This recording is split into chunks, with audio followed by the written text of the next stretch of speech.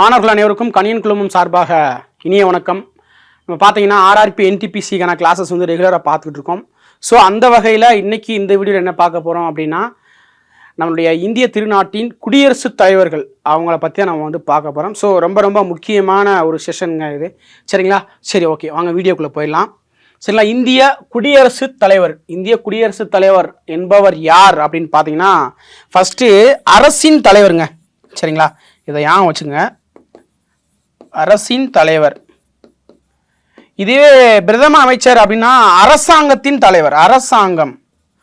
அரசாங்கத்தின் தலைவர் தான் பிஎம், பிரைம் மினிஸ்டர். ஓகேங்களா? ஸோ இதை மட்டும் ஏன் வச்சுக்கோங்க. அரசின் தலைவர் வந்து குடியரசுத் தலைவர் தான். ஓகேங்களா? ஓகே. அதே மாதிரி பார்த்தீங்க அப்படின்னா நிர்வாகத்தினுடைய அனைத்து செயல்பாடுகளுமே இவருடைய பெயர்களில் தான் நடக்கும். ஸோ நிர்வாகத்தின் தலைவரும் நிர்வாக குழுவின் தலைவரும் நிர்வாகத்தின் தலைவரும் இவர் தான். அதே மாதிரி இந்திய ராணுவத்தின் முப்படைகளுடைய தலைமை தளபதியும் யார் தான் பார்த்தீங்க அப்படின்னா, இந்தியாவில் யார் குடியரசுத் தலைவராக இருக்காங்களோ அவங்க தான். இந்தியாவில் முதல் குடிமகனும் யார் தான் பார்த்தீங்க அப்படின்னா, இந்தியாவுடைய குடியரசுத் தலைவர் தான். சரிங்களா? இந்தியாவின் முதல் குடிமகன் குடியரசுத் தலைவர் தான். ஸோ இந்திய குடியரசுத் தலைவருடைய பணிகளை பொறுத்தளவுக்கு பார்த்தீங்க அப்படின்னா, இவர் வந்து பிரதம அமைச்சரை வந்து ஃபர்ஸ்ட் நியமனம் பண்றாரு. நம்ம பிரதமர் பார்க்கும் போதே பார்த்துருப்போம். சரிங்களா? பிரதம அமைச்சர்கள் உட்பட ஏனைய அமைச்சர்களை வந்து இவர் தான் நியமனம் பண்றாரு. அதே மாதிரி பார்த்தீங்க அப்படின்னா, நம்முடைய இந்தியாவின் முதல் குடியரசுத் தலைவர் யார் அப்படின்னு பார்த்தீங்க அப்படின்னா, டாக்டர் ராஜேந்திர பிரசாத் அவர்கள். தற்போதைக்கு யார் பார்த்தீங்கன்னா திரௌபதி முர்மு அவர்கள். சரிங்களா? ஸோ 2022 ஜூலை 25 திரௌபதி முர்மு அவர்கள் தான் வந்து இருக்காங்க. ஸோ இது நம்ம பார்க்குறது. சரிங்களா? ஓகே. இப்போ பார்த்தீங்க அப்படின்னா 1947 ஆகஸ்ட் 15 அன்று இந்தியா வந்து பிரிட்டிஷார்கிட்ட இருந்து சுதந்திரம் வாங்கினாங்க. நமக்கு தெரிஞ்சதுதான். ஸோ ஆரம்பத்தில் காமன்வெல்த் நாடுகளில் ஒரு ஆதிக்கமாக 6ஆம் ஜார்ஜ் ராஜாவாக வந்து இருந்திருக்கிறாரு. அதுக்கப்புறம் பார்த்தீங்கன்னா கவர்னர் மற்றும் ஜெனரலாக பிரதிநிதித்துவம் செய்யப்பட்டார். அதைத் தொடர்ந்து இந்திய அரசியலமைப்பில் அம்பேத்கர் தலைமையில் நாட்டிற்கு முற்றிலும் ஒரு புதிய அரசியலமைப்பை உருவாக்கணும் அப்படின்ற பணி தான். அதனால வெற்றி தான் பார்த்தீங்கன்னா இந்திய அரசியலமைப்பு இயற்றப்பட்டது. 1946 நவம்பர் மாதம் இயற்றப்பட்டு ஜனவரி 26 1950 ஏற்றுக்கொள்ளப்பட்டது. ஸோ அப்போ இருந்து இந்தியா வந்து ஒரு குடியரசு நாடாக மாறி இருக்குது.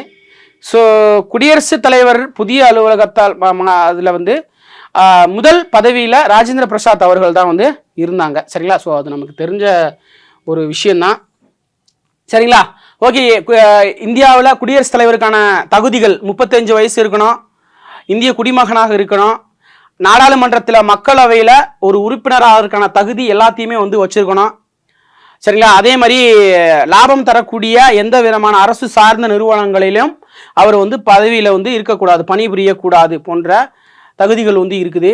அதுக்கடுத்து பார்த்தீங்கன்னா குடியரசுத் தலைவருடைய அதிகாரங்கள் மற்றும் பணிகள்.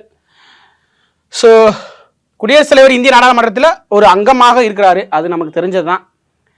அதுக்கடுத்து பார்த்தீங்கன்னா நாடாளுமன்ற அவைகளை கூட்டுதல், கூட்ட முடிவு, கூட்ட நிறைவு அறிவிப்பது போன்ற அதிகாரம் அவர்கிட்ட இருக்குது. மக்களவையின் பதவிக்காலம் முடியும் போதோ அல்லது பிற வரையறுக்கப்பட்ட காரணங்களுக்காகவோ மக்களவையை கலைக்கும் அதிகாரமும் அவர் கையில் இருக்குது. சட்ட வரைவு மீது 2 அவைகளுக்கும் இடையே எழும் முரண்களை நாடாளுமன்ற கூட்டத்தொடரில் அழைப்பை விடுக்கும் அதிகாரம் யாருக்கு இருக்குது அப்படின்னா குடியரசுத் தலைவருக்கு இருக்குது. சரிங்களா? சரி, ஓகே. பொறுத்தவர்களுக்கு பின்னாடி நடைபெறும் முதல் கூட்டத்தொடரில் ஆண்டோடைய தொடக்கத்திலையும் நடைபெற்ற முதல் கூட்டத்தொடரிலையும் நாடாளுமன்றத்தில் உரையாற்றுறது அவருடைய முக்கியமான ஒரு கடமை. சரிங்களா? பொது தேர்தல் நடைபெற்ற பிறகு நடைபெறக்கூடிய முதல் கூட்டத்திலையும் ஆண்டின் தொடக்கத்தில் நடைபெறக்கூடிய முதல் கூட்டத்திலையும் நாடாளுமன்றத்தில் உரையாற்றணும். சரிங்களா? அதுக்கடுத்து பார்த்தீங்க அப்படின்னா இலக்கியம், அறிவியல், கலை, சமூக சேவைகளில் நடைமுறை அனுபவம் உள்ள 12 பேரை மாநிலங்களவை உறுப்பினருக்கு நியமனம் செய்யக்கூடிய உரிமை யாருக்கு இருக்குது அப்படின்னா குடியரசுத் தலைவருக்கு வந்து இருக்குது. அதுக்கடுத்து பார்த்தீங்கன்னா ஆங்கிலோ இந்திய சமூகத்தை சேர்ந்த 2 வரை மக்களவைக்கு எதனா நீக்கிட்டாங்க, இப்போதைக்கு இல்லை. சரிங்களா? சரி, ஓகே. அதுக்கடுத்து பார்த்தீங்க அப்படின்னா ஓகே, சட்ட வரைவுகள் ஈரவையிலும் நிறைவேற்றப்பட்டு குடியரசுத் தலைவருடைய ஒப்புதல் வந்து அது ஒப்புதல் வாங்கின பின்னாடி தான் அது சட்டமாக வந்து மாறும். அதுவும் நமக்கு தெரிஞ்சது தான், எல்லாமே தெரிஞ்ச விஷயம்தான். சரிங்களா? ஓகே. அதே மாதிரி தலைமை தணிக்கை அலுவலர், ஒன்றிய அரசு பணியாளர் தேர்வாணையம் யூபிஎஸ்சி இருக்காங்களா, அந்த பணியாளர் தேர்வாணையத்துடைய தலைவர், நிதிக்குழு அமைப்புகள் போன்ற இதனுடைய ஆண்டு அறிக்கை. சரிங்களா? இது எல்லாத்தையுமே நாடாளுமன்றத்தில் யார் தான் சமர்ப்பிக்கிறாங்கன்னு பார்த்தீங்கன்னா குடியரசுத் தலைவர் தான் சமர்ப்பிக்கிறாரு. ஸோ இதெல்லாம் அவருடைய முக்கியமான அதிகாரங்கள். சரிங்களா? நிறைய அதிகாரங்கள் இருக்குது. செயல்முறை அதிகாரங்கள் பொறுத்தளவுக்கு பார்த்தீங்க அப்படின்னா பெரும்பான்மை ஆட்சி கட்சி பெற்ற யாரோ அவங்கள பிரதமராக நியமனம் பண்றாரு. சரிங்களா? அதுக்கடுத்து பார்த்தீங்கன்னா பிரதம மந்திரியின் பரிந்துரையின்படி தான் மத்திய அமைச்சர்கள் வந்து நியமிக்கிறார். நம்ம ஆல்ரெடி முன்னாடியே சொல்லிட்டேன். சரிங்களா? அதுக்கடுத்து நீதித்துறை அதிகாரங்கள் உச்சநீதிமன்றம் உயர்நீதிமன்ற தலைமை நீதிபதிகளை வந்து நியமனம் பண்றாரு அப்படின்னு நமக்கு தெரிஞ்சதுதான். அதுக்கடுத்து பார்த்தீங்கன்னா பிரதமர், ஆளுநர், உயர்நீதிமன்றம் மற்றும் உச்சநீதிமன்ற நீதிபதிகளை நியமனம் பண்றாரு. தலைமை கணக்கு, அதாவது இந்திய அரசின் தலைமை வழக்கறிஞர், சரிங்களா, அட்டர்னரி ஜெனரல், அவரை வந்து நியமனம் பண்றாரு. இந்திய தலைமை தேர்தல் ஆணையர்களையும் இவர் தான் நியமனம் பண்றாரு. அதே மாதிரி வெளிநாட்டில் இருக்கக்கூடிய தூதர்கள் இருக்காங்க இல்லையா, தூதர்களையும் குடியரசுத் தலைவர் தான் நியமனம் பண்றாரு.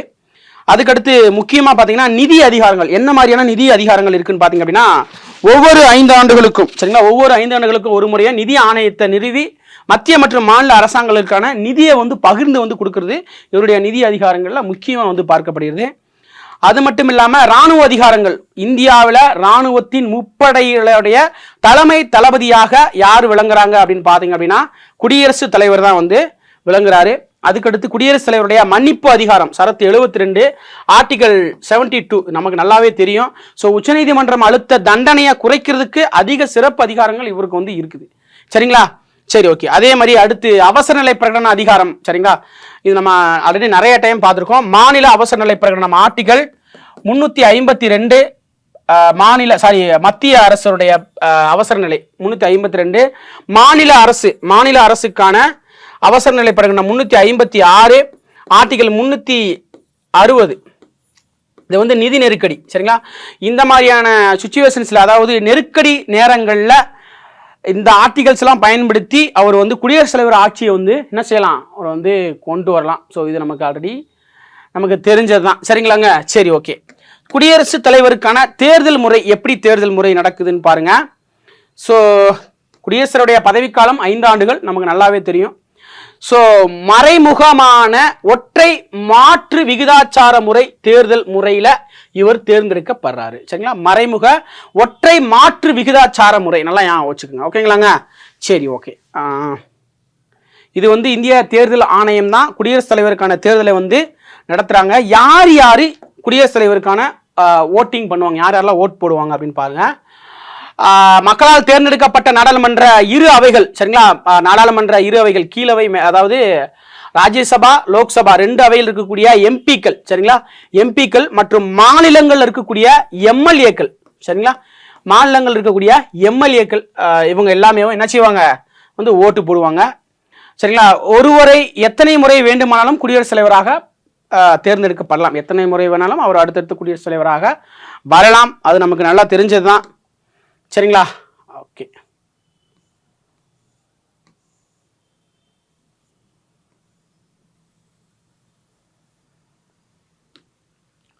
ஓகே, குடியரசுத் தலைவர்களுடைய பட்டியல் அதை வந்து பார்த்துடலாம். ஓகேங்களா? சரி, ஓகே. முதல் குடியரசுத் தலைவர் டாக்டர் ராஜேந்திர பிரசாத் அவர்கள். ஸோ இவர் பார்த்தீங்க அப்படின்னா ஒரு விடுதலை வீரர். 1950 62 வரைக்கும் குடியரசுத் தலைவராக இருந்தார். ஸோ ராதாகிருஷ்ணன் அடுத்து 1962 இருந்து 1967 வரைக்கும் இவர் வந்து ஒரு கல்வியாளர், ஒரு ஆசிரியரும் கூட. இவருடைய பிறந்த தினத்தை தான் என்ன செய்யறோம், நம்ம வந்துட்டு கல்வி தினமாக நம்ம செலிப்ரேட் பண்ணிட்டு வரோம். சரிங்களா? ஆசிரியர் தினமாக செலிப்ரேட் பண்ணிட்டு வரோம். ஓகேங்களா?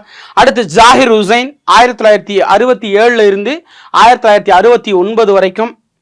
அதுக்கடுத்து விவி கிரி 1969 இருந்து 1969 வரைக்கும். சரிங்களா? மே 33ஆம் தேதியிலிருந்து ஜூலை 20ஆம் தேதி வரைக்கும். அதுக்கடுத்து முகமது இதேதுல்லா அவர்கள் 1969 ஜூலை 20 ஆகஸ்ட் 24 1969 வரைக்கும். அதுக்கடுத்து மறுபடியும் இதேதுல்லாக்கு அடுத்து விவி கிரி வராரு. ஸோ 69 to 74 வரைக்கும். அடுத்து பக்ருதீன் அலி அகமது 74 77 வரைக்கும். அதுக்கடுத்து பார்த்தீங்கன்னா பச்சப்பா தன்பா ஜாட்டி அப்படின்னு சொல்லுவாங்க. சரிங்களா?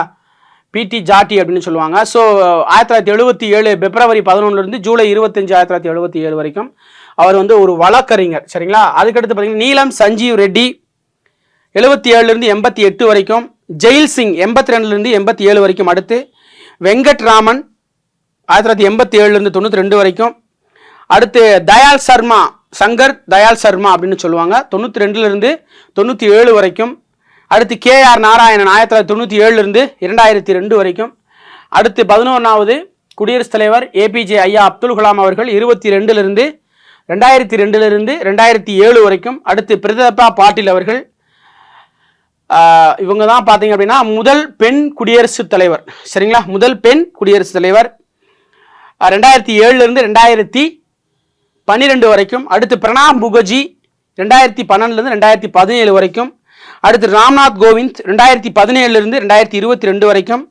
அடுத்து திரௌபதி முர்மு அவர்கள் இப்போ தற்போதைக்கு 2022 ஜூலை 25லிருந்து தற்போது வரை திரௌபதி முர்மு அவர்கள் தான் குடியரசுத் தலைவராக பதவி வகிச்சுட்டு வர்றாங்க. சரிங்களாங்க, சரி, ஓகே. இது எல்லாமே நமக்கு முக்கியமான டேட்டாஸ். சரிங்களா, ஸோ கண்டிப்பாக உங்களுக்கு யூஸ்ஃபுல்லாக இருக்கும். சரிங்களா, ஸோ ஒரு வேளை புரியல அப்படின்னா இன்னொரு டைம் இருந்து வச்சு பாருங்கள். ஸோ ஒவ்வொரு வரியும் நமக்கு தேவையான வரி RRB NTPCக்கு. ஸோ நல்லா படிங்க. வரக்கூடிய RRB NTPC எக்ஸாமை எல்லாருமே கிளியர் பண்ணணும், அதான் எங்களுடைய ஆசை. ஸோ தொடர்ந்து படிங்க, கண்டிப்பாக எல்லாருமே பாஸ் பண்ணிடலாம். மீண்டும் அடுத்த ஒரு காணொளியில் சந்திக்கும் வரை உங்களிடமிருந்து விடைபெற்றுக் கொள்கிறேன். நன்றி, வணக்கம்.